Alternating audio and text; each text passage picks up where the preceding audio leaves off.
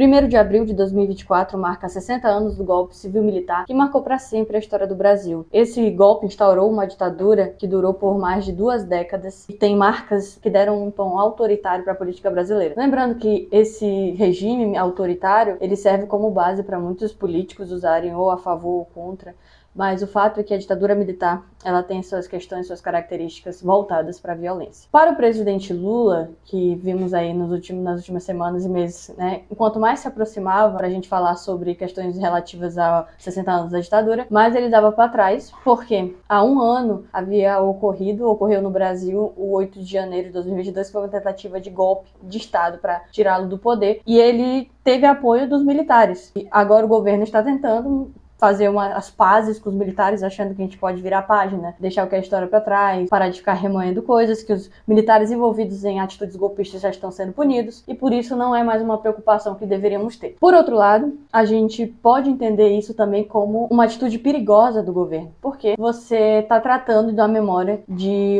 uma ditadura traumática e que em nenhum momento a gente pode pensar que ela foi algo positivo para nossa história.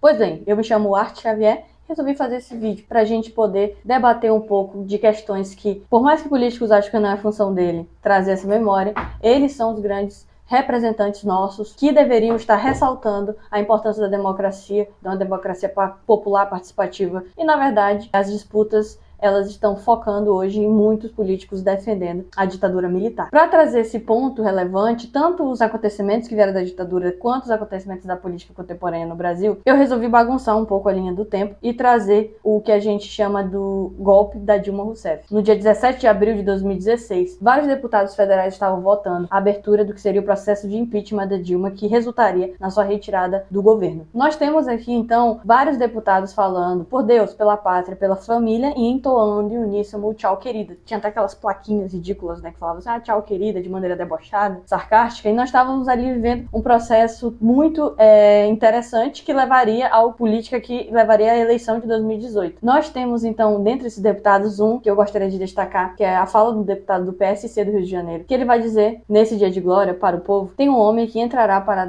a história, nesta data, pela forma como conduziu os trabalhos da casa. Parabéns, presidente Eduardo Cunha. Perderam em 64, perderam agora em 2016. Contra o comunismo, pela nossa liberdade. Contra o Fórum de São Paulo, pela memória do coronel Carlos Alberto Brilhante Ustra, o pavor de Dilma Rousseff. Pelo exército de Caxias, pelas Forças Armadas, pro Brasil, acima de tudo, e por Deus, acima de todos, o meu voto é sim! Como a gente pode ver aqui no vídeo, essa fala foi feita por Jair Bolsonaro, que na época era deputado federal pelo Rio de Janeiro. E por mais ingênua que ela possa parecer, só uma entre tantos os deputados de oposição, ele carregava consigo um papelzinho amassado e nela ele leu o nome de um coronel do exército, que era o coronel Brilhante Ustra. E esse coronel, ele tem um papel interessante na política, e é justamente esse coronel que faz com que a gente volte e possa conectar o nosso debate com a ditadura. O Bolsonaro ressaltou um coronel que era líder do Departamento de Defesa e Informação. É um centro de operações de defesa interna, também conhecido como DOI-COD. Ele era o grande chefe do DOI-COD na ditadura militar do Brasil, e em outras palavras, ele era o chefe do maior centro de tortura da ditadura. Sim, ele defendeu ali, ele falou o terror de Dilma Rousseff. Por que ele defendeu um torturador da ditadura e ainda disse que era o terror da Dilma? Bom, isso acontece porque a Dilma, em 1972, em Juiz de Fora, em Minas Gerais, ela era uma militante de esquerda contra a ditadura. Ela foi presa, torturada pelos militares, e dentro dessa sessão de tortura ela levou choque. Ela fala que foi extremamente traumático, que ela levou um soco na mandíbula, o que fez que quebrasse um dos seus dentes. Foi um momento totalmente traumático para a vida da Dilma, e o Bolsonaro fez questão de trazer esse momento como uma fala de deboche. De quebra, ele consegue trazer para a rede nacional a memória do maior torturador da ditadura militar. De quebra, ele faz isso, para veja. A gente tá ali um deputado do Rio de Janeiro que pegou o papelzinho, falou para todos ouvirem, o Brasil todo estava assistindo aquele processo de impeachment, né, deles votando, e ressaltou a memória de um ditador, de um torturador, de um criminoso. Você pode pensar que foi apenas algo, foi ingênuo, foi por acaso, ele não quis dizer aquilo, mas a gente vai ter uma reviravolta na política. Se a gente pular um pouquinho para frente no tempo, a gente vai para a eleição de 2018, que é uma eleição muito polêmica, muito controversa. Uma dessas polêmicas, o candidato que apareceu em primeiro lugar, que era o Luiz Inácio Lula, estava aparecendo em primeiro lugar, e ele teve o seu pedido de habeas corpus negado pelo STF, foi preso no meio da eleição. E aí o segundo lugar, que estava nas eleições como o segundo cotado para ser eleito, acaba sendo eleito. E adivinha quem é em segundo lugar? Sim, o Jair Messias Bolsonaro. E o seu vice ali, o general do Exército, o Antônio Hamilton Mourão. Novamente, não pensaremos que isso é uma mera coincidência. Nos anos que se seguiram ao governo Bolsonaro, a credibilidade, a promoção de uma relação próxima dos militares com a política institucional do executivo foi muito, muito aproximada no governo dele. E aí a gente vai para 1º de abril de 1964, né? Quando o golpe começou. Nesse período de início do golpe militar no Brasil, nós temos aqui um ponto importante, que é algumas pessoas, principalmente na imprensa, que quis suavizar o primeiro processo, dizendo que era uma maneira de fazer com que os comunistas fossem embora do Brasil, por isso que os ditadores instauraram um regime tão violento, e falaram que desde o início nem sempre a ditadura foi violenta, o que é uma inverdade. Porque quando a gente vai pesquisar o que é a ditadura, a gente vê que o grande primeiro presidente ditador é o Castelo Branco. Castelo Branco ganhou uma fama na história de Bom Moço, como se ele não tivesse sido tão violento contra os outros, como ele fosse um pacificador. Ele tinha uma proximidade muito grande com os Estados Unidos. Então, o Castelo Branco, ele ganhou essa fama. Lembrando que ele era tão democrático, ele falava isso nos discursos, que ele simplesmente instaurou 4 atos institucionais, ou os AIs, que acabaram com a democracia no Brasil. Um deles era um ato institucional só para caçar mandato de deputado que ele considerava comunista, ou que fosse de fato comunista, ou que fosse oposição ao seu governo. O outro deles, inclusive vários deputados que apoiaram a ditadura no 1º de abril, chegaram a ser caçados nesse ato institucional 1. E mais ainda, no 1º de abril também nós temos atos de violência por todo o país, provocados por agentes do Estado, forças policiais, como em Pernambuco e Recife, que 2 estudantes morreram por estar protestando contra a instauração da ditadura. No dia 2 de abril já tem outro caso de tortura pública do Gregório Bezerra. O Gregório Bezerra era um militante do Partido Comunista do Brasil e ele teve seus pés, né, mergulhados numa solução de bateria de carro com ácido e depois ele foi obrigado a caminhar sobre britas. E aí, o que você tira disso? Enquanto nas ruas a violência já estava na prática acontecendo pelas forças policiais, dentro do executivo a gente tinha o Castelo Branco instaurando vários AIs para acabar com os partidos políticos, para acabar com a oposição, e tudo isso com o apoio da classe média, da imprensa, de setores de igrejas brasileiras, setores católicos. Nós tivemos apoio de diversas camadas, né, da elite brasileira. A elite brasileira em peso apoia a ditadura, vários jornais apoiam a ditadura. Então, por quê? Com a premissa de que ele não é tão ruim quanto parece, é por um bem maior. E assim você vai construindo um regime extremamente autoritário que vai culminar ali no que a gente vai chamar do AI-5. Aí vem o Costa e Silva, né, que é o segundo ditador depois do Castelo Branco. O Costa e Silva já dita o AI mais importante, que é o AI-5. É o AI mais importante da ditadura porque ele é o mais violento, né? Ele instaura a censura prévia, ele instaura a perseguição civil e política ao indivíduo, como em impedimento do habeas corpus.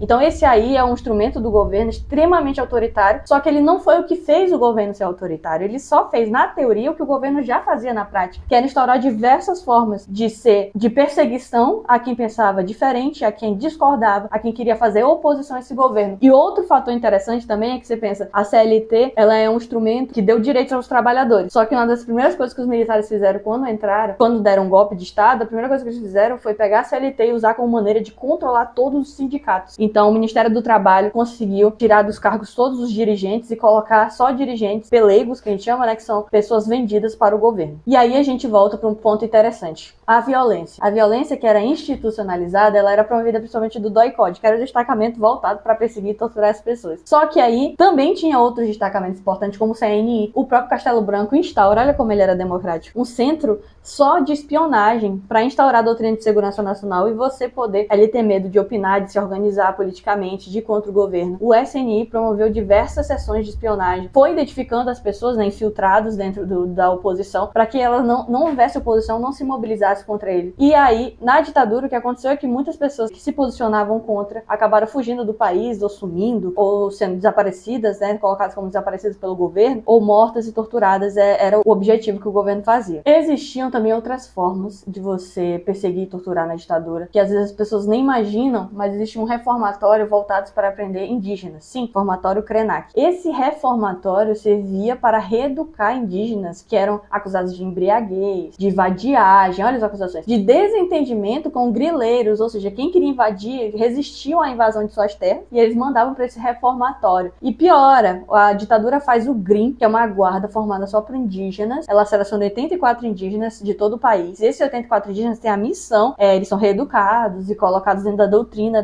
do ditador, e tem a missão de perseguir outros indígenas. A primeira turma do GRIM tem um vídeo horroroso que mostra eles indo com os indígenas, a primeira turma, né, desfilando, e dentro desse desfile eles estão carregando outro indígena amarrado no pau de arara. Se você não entende um pouco do que foi a tortura da ditadura, aqui já vai um alerta de gatilho de um pouco do que eles faziam durante as sessões de tortura. O pau de arara é uma tortura que vem de uma herança da escravidão. É um método de tortura que é um resquício da escravidão, e o preso ficava suspenso por um travessão de madeira ou metal, com os braços atados aos pés e a cabeça voltada para baixo. E a pressão nas articulações era tanta que a dor era insuportável. Tinha também outras torturas promovidas por todos os destacamentos voltados para perseguição, que era o churrasquinho, que era um método de tortura usado para queimar as partes do corpo da pessoa que estava sendo interrogada, com maçarico, brasa de cigarro, e também se ateava fogo no corpo das pessoas enquanto ocorriam as sessões. O choque elétrico, significava que eles aplicavam descargas elétricas em partes sensíveis dos corpos das suas vítimas. Tinha a crucificação, que era um método de tortura que consistia em pendurar a vítima pelas mãos e pés amarrados em ganchos presos no teto e na escada, aplicando choques elétricos, palmatórias e outras formas de tortura. Tem também o sufocamento, que é um método de tortura que a boca e o nariz do preso era tapado com pano de algodão, produzindo uma terrível sensação de asfixia. Tinha também animais no corpo, ou seja, exposição a cães, jacarés, baratas, ratos, em que enquanto faziam o interrogatório, os torturadores iam trazer esses animais para a sala para produzir medo, pânico e até mesmo sessões mais intensas com esses animais. A ditadura, gente, também apoiava e encobria crimes de grupos extremistas que pregavam e faziam atos de violência contra pessoas, e um desses grupos, um dos mais famosos, é o Comando de Caça aos Comunistas, ou CCC, que ele protagonizou uma das cenas mais horrorosas da ditadura, que foi quando eles invadiram a peça Roda Viva, que era do Chico Buarque, pegaram todos os atores, tiraram a roupa deles. Dizem que foi terrível a sessão de tortura que eles provocaram com esses atores. Havia outros grupos também que explodiram bombas, sequestraram líderes democráticos, sequestraram estudantes, promoveram tortura pública e jamais foram punidos por esses crimes. Então, setores civis da sociedade que se organizaram aproveitando o momento de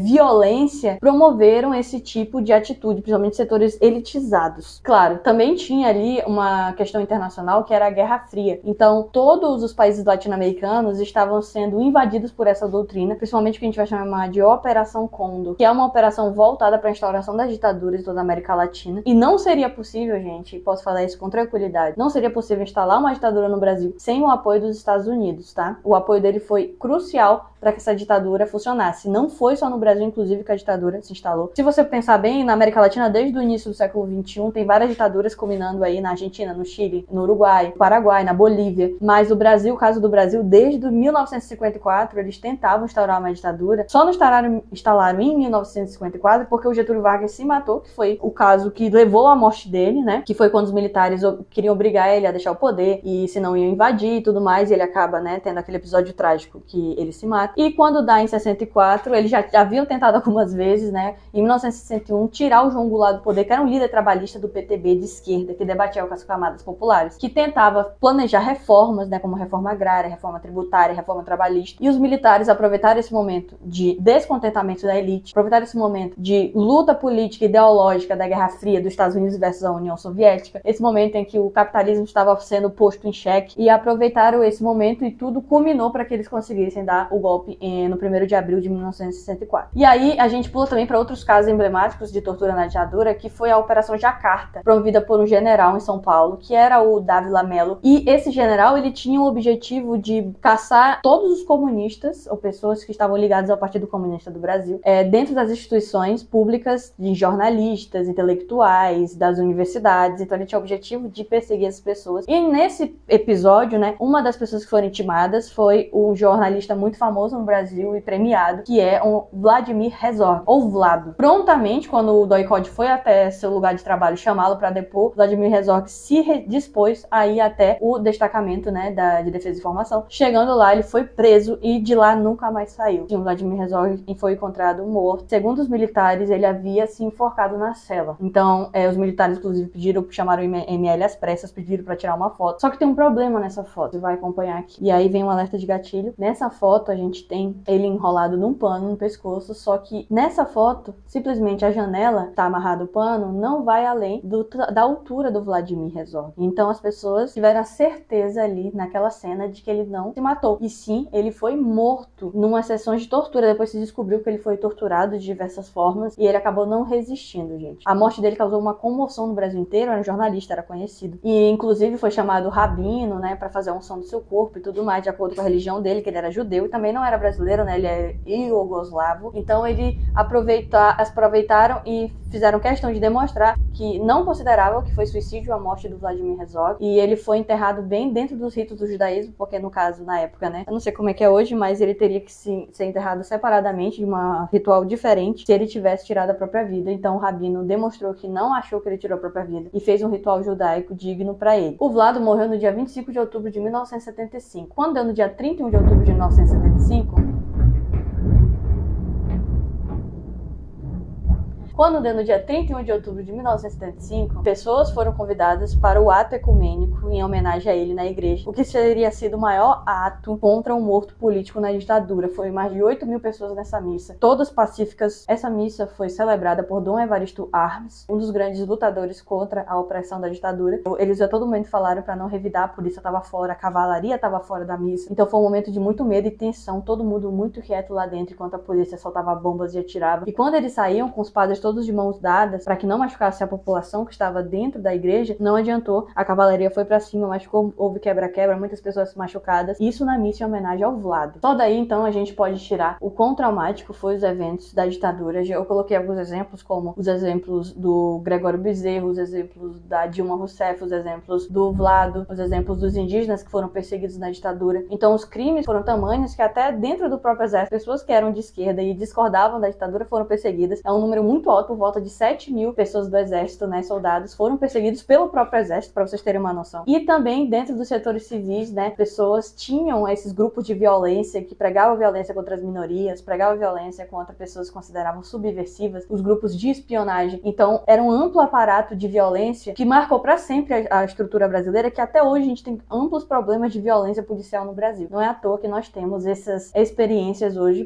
pela influência do que aconteceu na ditadura. Então, o interessante também pensar que até o governo Dilma nunca existiu nenhum tipo de punição para esses crimes da ditadura. Sim, gente, a ditadura acabou em 1985. Quando acabou, ninguém foi preso. Ninguém do exército, ninguém que promoveu tortura, nada. Essas pessoas ficaram sob guarda-chuva de uma lei que perdoou os crimes políticos, chamada Lei da Anistia, e essa lei só foi derrubada na Lei de Comissão Nacional da Verdade, que foi promulgada no 18 de novembro de 2011, no governo Dilma. Sim, uma das pessoas que foi torturada pela ditadura acabou se elegendo presidenta do Brasil, a primeira mulher presidenta da história, e ela instaurou uma comissão voltada, passou um pente fino em todos os crimes, foi em todos os quartéis, fez o julgamento de todo mundo, e todos já muito velhinhos, né, dormiram, tem até as charges, né, que mostram um pouco como que eles dormiram tranquilo a vida toda, com a bandeira do Brasil, cobrindo, eu já vi várias charges trazendo isso, porque de fato eles nunca sofreram as consequências pelos crimes que eles cometeram, né, ao longo do processo autoritário do regime militar. Lembrando também que alguns historiadores não consideram um regime somente militar. Por isso que eu comecei falando que civil militar, e alguns estão usando agora o termo empresário militar, empresarial, né, o golpe empresarial militar, que de fato também combina bastante, porque sabemos, os presidentes foram militares, mas o governo era formado também por civis, por empresários, pela elite. Então faz muito mais sentido você chamar o golpe de civil militar ou empresarial militar do que simplesmente o golpe militar. E aí, gente, a Comissão da Verdade trouxe todos esses crimes. A presidenta Dilma, em 2014, encerrou os trabalhos, e depois de 2014 também o governo dela acabou sofrendo diversas crises e pressões externas, e ela acabou não concluindo seu mandato, que volta de novo para a cena que eu falei no início do vídeo, no dia 17 de abril de 2016, quando os deputados federais estão voltando para o seu processo de impeachment, que é um processo ilegal, que é um processo, uma tentativa de golpe de Estado também, que culmina, né, na reeleição do Jair Bolsonaro em 2018. A gente pode perceber que no governo Bolsonaro, uma das coisas que foi mais latente foi a memória positiva da ditadura, tanto que o 7 de setembro ele era um momento muito desejado e almejado, porque os setores golpistas do exércitos saíam nas ruas comemorando e falando que foi a Revolução de 64, que foi o regime mais incrível, foi o momento que o Brasil mais cresceu, o PIB do Brasil era impressionante, foi grandes obras, e é um momento incrível. E foi um governo em que se ressaltou muito essa memória da ditadura. Foi um governo que trouxe muito essa memória da ditadura. Bolsonaro, quando tentou a reeleição em 2022, foi outro vice-general também, que é o Braga Neto, e ele traz essa ideia da ditadura muito forte, só que ele fala, não é a ditadura, é regime militar. É o melhor período da história do Brasil. Você pode ver qualquer fala dele sobre isso, ele vai suavizar e vai dizer que foi um período importante. Até a eleição de 2022, então, nós vamos ter ali um governo muito de ressaltar, um governo que vai ressaltar positivamente a memória da ditadura militar. E aí uma coisa interessante, né, da fala de 2016 é que ele fala, perderam em 64 e perderam hoje de novo. Quando você fala isso, o que se perde? O que se perdeu? Ele está dizendo que a esquerda teria perdido, mas num regime como a ditadura militar, não é que a esquerda perdeu, é que todos os setores sociais, todas as pessoas, cidadãos brasileiros perderam, porque foi um regime que houve desaparecimento, torturas, exílios e mortes, perseguições. Foi um regime autoritário que destruiu a autoestima do povo brasileiro, que demorou séculos, né? Demorou, sendo menos hiperbólico, demorou décadas para que o Brasil reconstruísse essa autoestima. E até hoje a gente não chegou a reconstruir nos setores democráticos o nível de consciência política que tínhamos. E continuamos ainda tendo que lidar com políticos que falam e ressalta a ditadura como algo positivo. E fica a dica também aqui para governos que acham que a ditadura é algo do passado e é uma memória que não devemos ressaltar. Tentaram várias vezes, você pode ver, tem um artigo ótimo que eu assisti no vídeo do Jones Manuel, que eu vou deixar aqui no link na descrição para você ver as tentativas de golpe da história do Brasil. Não foi só 64, eles tentaram várias vezes. Tentaram quando Getúlio Vargas se suicidou. Tentaram quando o Juscelino Kubitschek ia assumir o governo, eles tentaram, mas não conseguiram. Tentaram ali quando o Jânio Quadros desistiu do governo em 61 e o João Goulart estava fora. Enfim, é uma série de tentativas e que vão culminar também nas tentativas que vai ocorrer em 2016, em 2018, em 2022. Quem garante que isso é página virada? Quem garante que em 2025 ou 2026, na próxima eleição, não vai ter essa interferência militar e civil de setores golpistas que não respeitam o resultado eleitoral, que não respeita o debate dos trabalhadores, que não respeita a necessidade que temos de reforma agrária, a necessidade que temos de reforma tributária, que valoriza os trabalhadores. Então, é muito perigoso que um governo como o Lula, que se disse um governo que ia apoiar os trabalhadores, escolher não falar sobre a ditadura, porque ele está tentando pacificar suas relações com os militares. Então, é perigoso, grave, muito grave, que eles se posicionem dessa maneira. E se você quiser entender melhor sobre o assunto, eu indico aqui o texto do Marcos Napolitano, que é um historiador, que ele traz um pouco sobre esse mito que a ditadura no início, né, que como eu havia dito, foi algo positivo, foi algo tranquilo, e depois que se recrudesceu, depois que se tornou anos de chumbo com Costa e Silva, o que é uma mentira, né? Foi falado isso de Tabranda nos editoriais da Veja, que é uma revista historicamente de extrema direita, de direita. Também um artigo que fala sobre o golpe da Dilma, né? Traz as falas dos deputados machistas e fala como a misoginia foi crucial para que derrubasse o governo Dilma, que é um artigo da Jana Maria Pedro, Raimundo Maranhão. Então esse artigo desses historiadores vale a pena conferir. Também tem algumas notícias que trazem opiniões aqui de jornalistas sérios que vão trazer importantes questões sobre a ditadura, que você pode estar acessando o link na descrição, e todos eles vão servir para que você não defenda um regime autoritário que sufoca as massas, que sufoca a participação democrática. Às vezes, pela gente não ter participado de governos autoritários, a gente acaba caindo na arapuca de defender o que os políticos falam, que a ditadura foi boa, não é bom não ter liberdade de expressão, não é bom não poder votar, não é bom não poder ter debate público, não é bom você estar ali opinando e vir a polícia te prender e te torturar. O que é que a gente tem que pensar é que a ditadura, ela foi ruim e a memória dela tem que ser sempre trazida à tona para que a gente não repita os acontecimentos, né? Como diria o Karl Marx, 18 do Brumário, nem como tragédia, nem como farsa. E quando a gente vai trazer essas questões, a gente traz como forma de crítica para que a gente possa melhorar enquanto sociedade e enquanto democracia. E se você gostou deste vídeo, eu vou pedir para que você deixe like, se inscreva no canal, comente, traga outros debates importantes, talvez eu não tenha trazido aqui sobre violência e autoritarismo. Também deixo o link de tudo que eu citei aqui na descrição, de todas as referências que eu usei nesse vídeo. Novamente, obrigado por ter chegado até aqui e até a próxima. Tchau, fui!